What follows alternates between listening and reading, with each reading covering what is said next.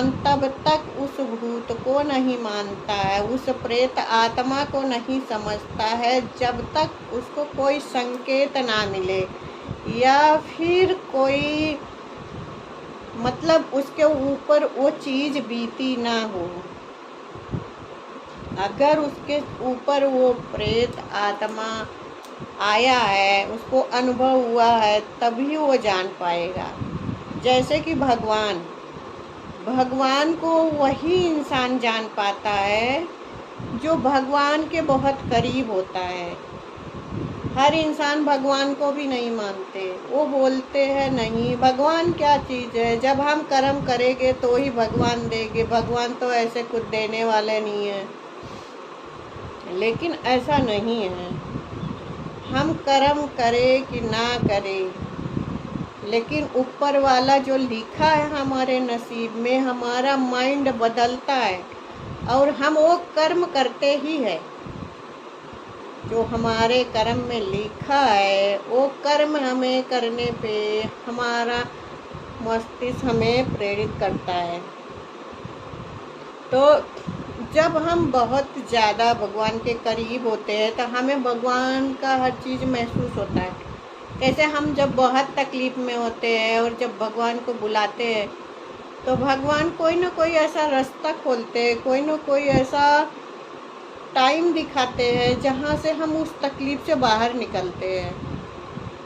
जब सारे रास्ते बंद हो जाते हैं, जब कोई नहीं दिखता है, तो सिर्फ ऊपर वाला ही साथ देता है। ये जो भगवान के करीब है वही इंसान जान पाता है। तो बस ऐसे आत्माएं होती है, जब किसी के शरीर पे आ जाती है और अपनी हरकतें करना चालू करती है, तब इंसान का कंट्रोल अपने पे नहीं रहता है। फिर वो मानता है कि नहीं आत्मा तो है, भूत तो है।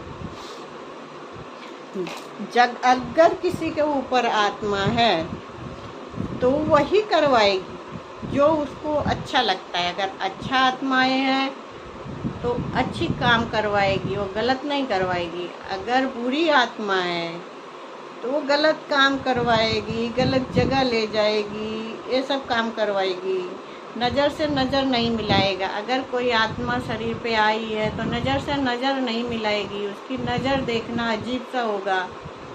अगर वो गलत करना चाहती है, मारना चाहती है, तो उसकी आंख देख के पता चलता है।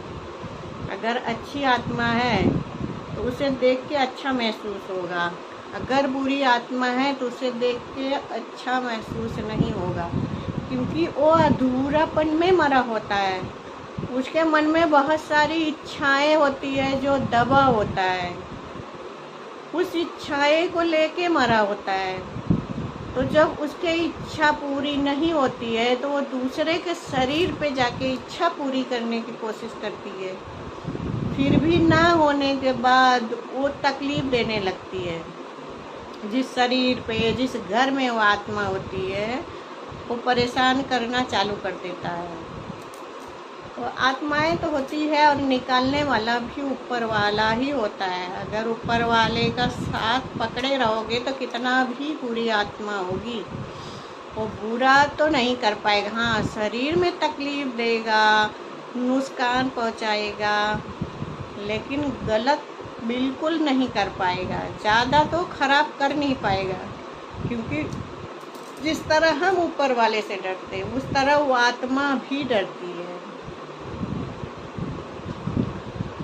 तो आत्मा तो होती है, लेकिन इंसान को जानकारियाँ नहीं होती है। बोलते हैं जब तक मोक्ष नहीं मिलता है। कुछ आत्माएं होती है जो जल्दी शरीर में प्रवेश करती है, उसको दूसरे जगह जन्म मिल जाता है। लेकिन कुछ आत्माएं होती है जिनको जल्दी मोक्ष नहीं मिलता है, तो सूक्ष्म शरीर के साथ वो भटकती रहती है, क्योंकि शरीर तो रहता नहीं है। शरीर तो रहता नहीं है, मरने के बाद लोग शरीर जला देते हैं। तो आत्मा को जब मोक्ष नहीं मिलता है, उसके मन में बहुत सारी इच्छाएं होती है, तो वो मोक्ष प्राप्त करना ही नहीं चाहती है। तो वो ना नरक में जाती है ना स्वर्ग में जाती है। तो कुछ समय तक तो ऐसे ही वो काफ़ी समय तक धरती पे ऐसे ही घूमती रहती है। जय श्री राम। अगर भूत है घर में, अगर भूत का प्रभाव है आसपास, तो ऑटोमेटिक लाइट झपकने लगेगा, बार बार लाइट उड़ जाएगा, बार बार टीवी है या लैपटॉप है अपने आप चालू हो जाएगा, अपने आप बंद हो जाएगा, नल अपने आप चालू हो जाएगा, बंद हो जाएगा। ये सब संकेत देता है। प्रेत जो होता है, भूत प्रेत, वो अपने होने का संकेत दिखाता है, लेकिन इंसान सब समझ नहीं पाते हैं। समझते वही है जिनको अनुभव है कि ये सब क्यों हो रहा है। बार बार परेशानियां घर में खड़ी हो जाती है।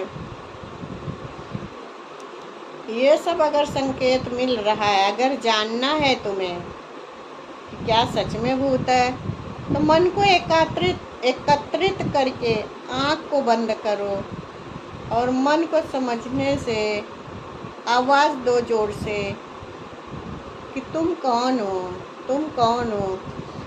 अगर कोई मरा हुआ इंसान का चेहरा सामने आता है तुम्हारे, तो समझ जाइए उस इंसान के वजह से ये घर में सब हो रहा है। ये सब भूत प्रेत जानने के लक्षण होते हैं। जय श्री राम। कहते हैं दिल्ली